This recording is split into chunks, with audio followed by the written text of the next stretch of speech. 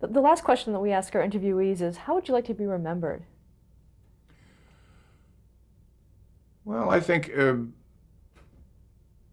for all of the wonderful dividends I've gotten out of a career, travel, wonderful uh, places to go, people to work with, material. I think the most important center for me has been to be able to do things about things that mattered, things that had something to do with the real world. But as I mentioned before, what we call with the actors is the crunch, the thing that brings the crisis in somebody's life when they make a choice that is a fateful choice, sometimes a fatal choice. That's why Profiles in Courage had such meaning to me because of the Kennedy situation I mentioned. But that's why most of the things I've talked about with enthusiasm have been about things that matter, about people's doing things for the right reasons. Frequently unpopular things, there's dangerous things or fatal things that they have dared to do that's brought them to the right to the up to the line and where they had to cross it. I love that. I think that's terrific. It brings the ultimate out of the actor and it turns the crew on. The crew responds wonderfully well when it's about something. They get imbued with that. So that the community working with the actors and the crew, hopefully you have supportive producers in the background, and sometimes you do, and sometimes you don't. But the main thing is that community of attitude, doing something that you consider to be important. What about audiences?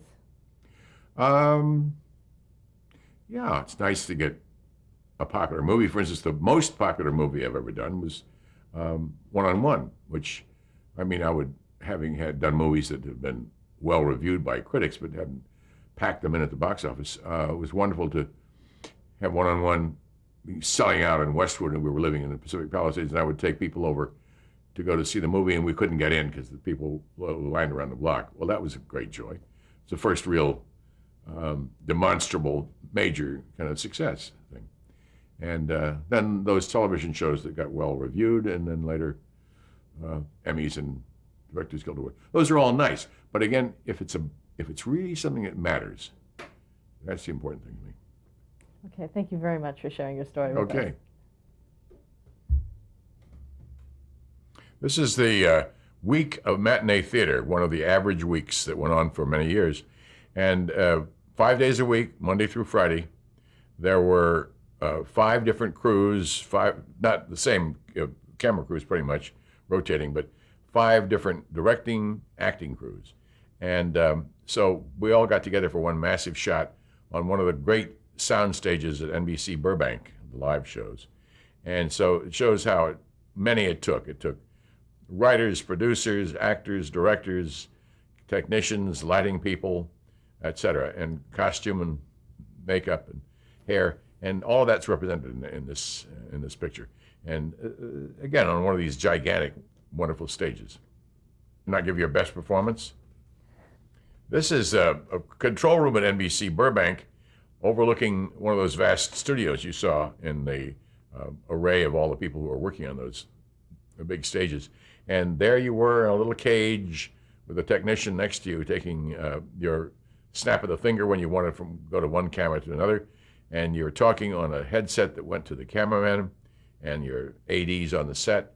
And you cued in music, and you cued in sound effects, you cued in dissolves, and everything took place. This is command center, actually, for a live television show, which meant that from the time you were on the air, moment the clock ticked, went right up to straight up, you were on there calling shots and giving instructions for 1 hour until you went off. This is matinee theater? Yeah.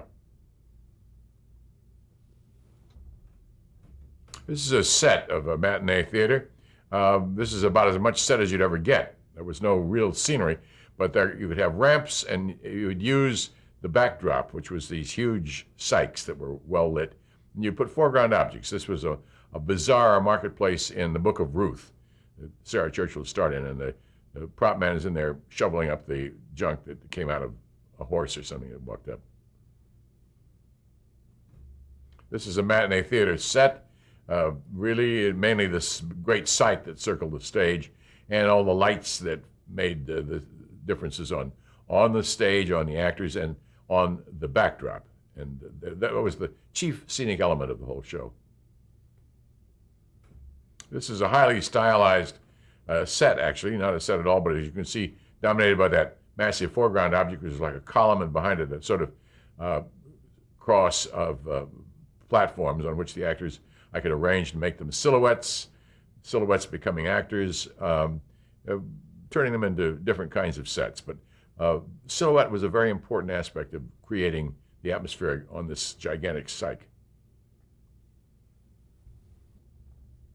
This is again the cyclorama, cyc, being lit from behind a stage row, as you can see, by any number of kinds of lights that we could change to the quality of whatever it was, the color or the kind of look that we wanted on the cyc.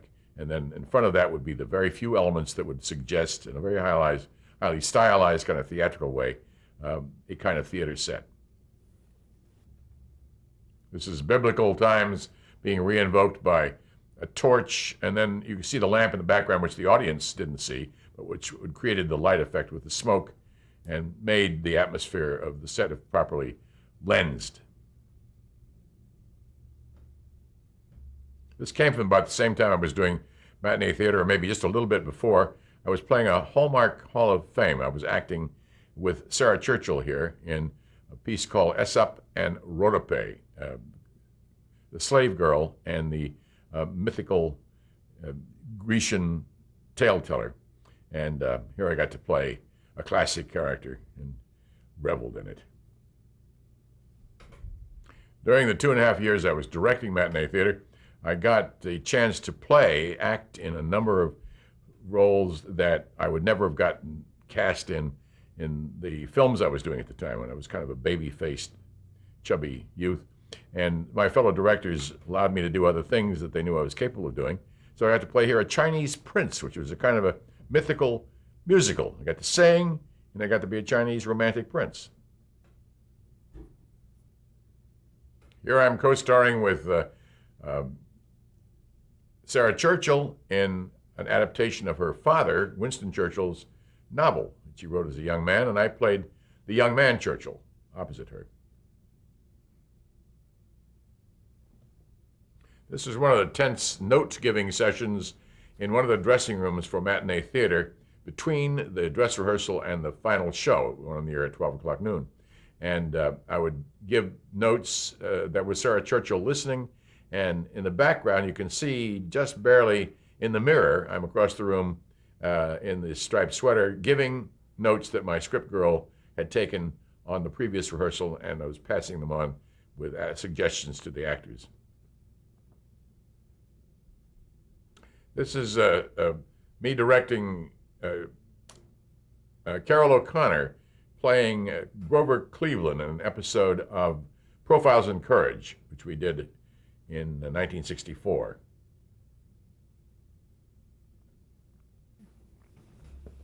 Here's a scene from with the crew, cast and crew of Have Gun Will Travel, which was my first film television I did right after matinee theater. And there, pretty much in the center with the mustache, was Dick Boone, my friend Richard Boone, who was Paladin, and me standing over to the left behind the lady in the nightgown was me cultivating a Paladin kind of mustache, directing. This is the lovely film actress Diana Lynn that I had in an episode of, I think it was Schlitz Playhouse of Stars, and I'm directing and being a director all over the place in that middle shot. This was an episode, not an episode, it was a Watts, right after the Watts riots. I think it's 61, 62. And this NBC did a version of a play that was developed in Bud Schulberg's Watts Writers' Workshop. And it was called Losers Weepers, and we shot it right in the wreckage of the burned out Watts with black actors out of Watts. And we used regular live cameras, but they went to tape in those days by that time, so that we had this some editing capabilities with this. This was one of the excitements of doing this Schulberg workshop show in Watts with real live actors, no no professional actors. These were all the real people who lived in Watts, who had been through the riots. Wonderful woman on the right, had never acted before. Serena was her name. And she played a grandmother with two little kids who were devastated by the riots. This was another scene out of Losers Weepers, shot with real people, not the actors, and dealing with a real crying baby. This is a scene out of the Kennedys of Massachusetts, which we shot in about 1987 or 8, I believe, 1988.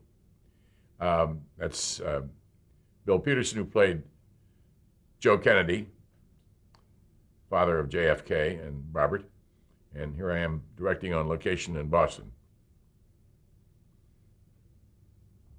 2 of the 19 kids that we used to play all the Kennedy children at various ages heard that I've been nominated for an Emmy Award, and I couldn't make it to the ceremony because I was busy in Boston shooting the Kennedys of Massachusetts. So these little gals sweetly walked on the set the day of the Emmys and said, we're giving you your Emmy that you deserve, that we've drawn it for you just in case you don't win it tonight. And I did win it, my first time out, but so I've always held this right next to my Emmy on my shelf. This was a Northern California version of the Watts riots as kind of reenacted in Stockton, California, with largely black, but again, the real people, not actors.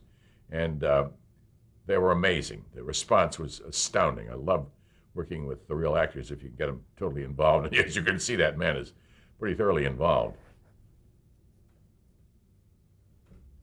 This is Patty Duke, with whom I worked happily several times. She got an Emmy when we did My Sweet Charlie, which we did in 1969. Here she is with her then husband, John Aston. And I'm waiting in the background until the family scene has gotten over with.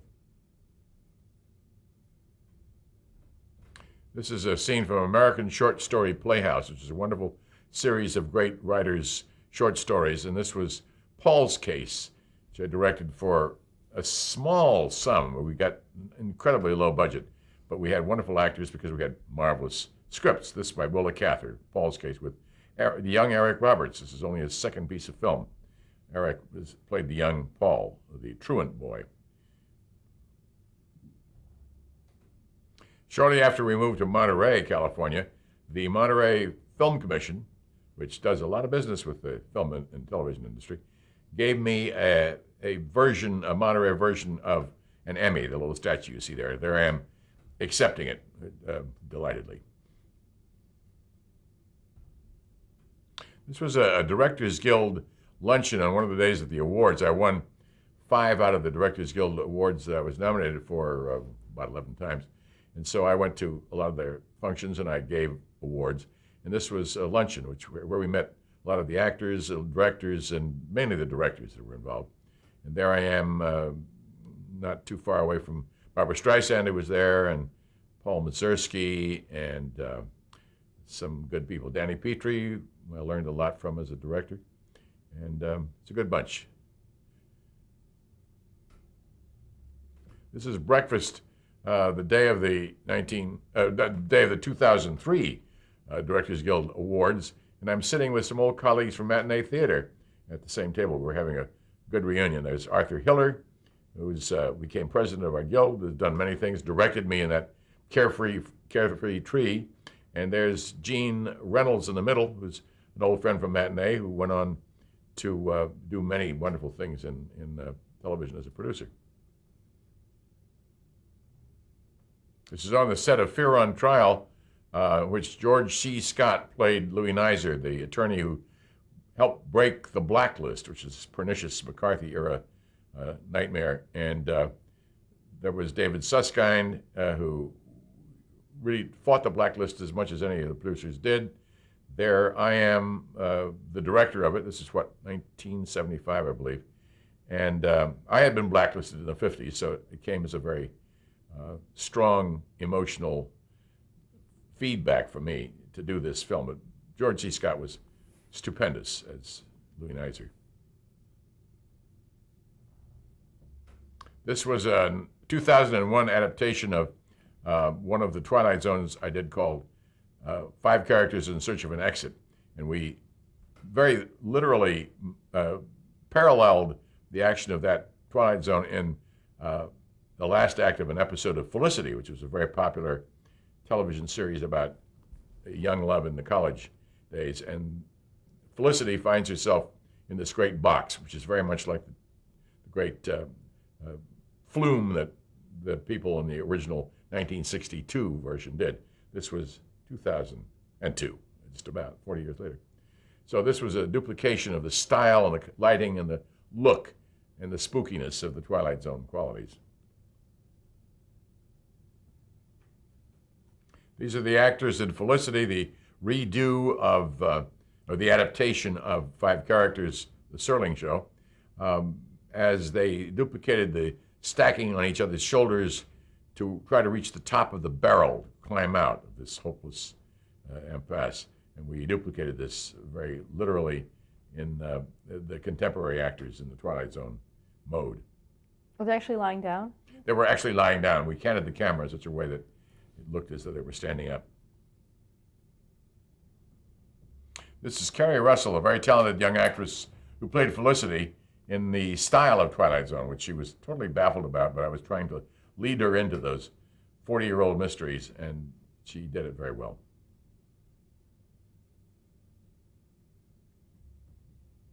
This is a very young director, probably my very first few shows at Matinee Theater, obviously over-indicating drastically to the camera what it was like to be a director. Very full of histrionics there, showing off what a director I was. This is the other end of the spectrum for the old Lamont Johnson, deciding to take it a little more easily in my director's chair rather than show off what a dynamic director I was as in the younger 1955 shot.